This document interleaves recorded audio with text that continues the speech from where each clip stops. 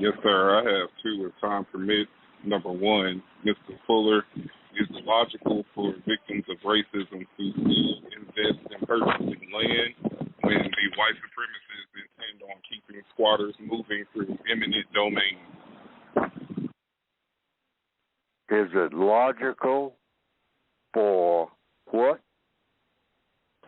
Is it logical for victims of racism to still invest in purchasing land when the white supremacists intend on keeping squatters moving through eminent domain? If you know that's what's going to happen. But see, you don't know that's what's going to happen. That's just it.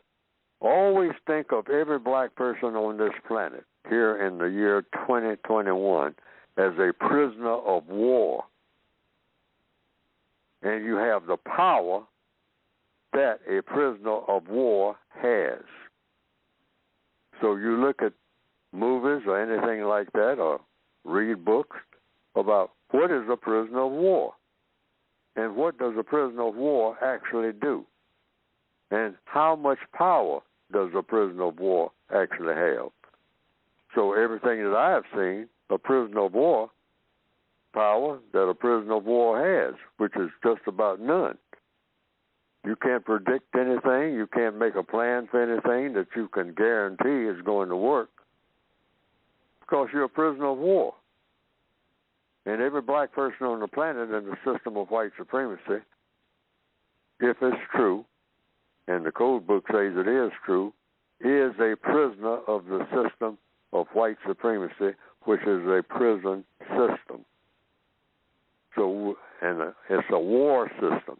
War was declared against the non-white people of this planet by some white people who decided to be white supremacists, and they have so far been winning that war. And they have made the non-white people of this entire planet into prisoners of war. Everybody who's black, brown, red, and yellow. And so we're completely dependent on the wardens, quote unquote, or the masters of that prison. So in answer to the question, the white supremacists can make you move anytime they want to. So every move that you make, it's not a guarantee that the move that you made is going to be the one that will last, because you can't determine that. Second question quickly, Raymond. Ray, we're up against the clock. Go ahead, please. Yes, sir. Is begging the white supremacists to stop practicing white supremacy tantamount to attempting to expose victims to a code in order to dissolve white supremacy? Oh, we will all beg us. Here again. I think of myself every day as a prisoner of war. Prisoners of war have to beg. Now, begging has been given a terrible name because the white supremacists just don't want to be bothered, all right, with doing what they should be doing. But when black people get ready to do anything, you got to beg. And there are black people who will criticize other black people, saying, "Well, you know, we're gonna be beggars." No, we ain't no beggars. We are great people. We built the pyramids. Yeah. Yeah. We're all beggars. That's what we have been reduced to. If we were anything at all in the past, that's all in the past. And whomever it was in the past didn't mind the store. We need to think about that when we start talking about history.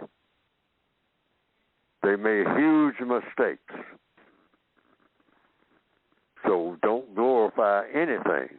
That's why the code says, don't glorify nothing about black people's past. You talk about it, you catalog it, you record it, you report it, you analyze it. But black people have nothing to brag about. Why? Because look where we are now. Whatever we were doing then was full of flaws, because when something is not flawless, we don't wind up in the shape that we're winding up in.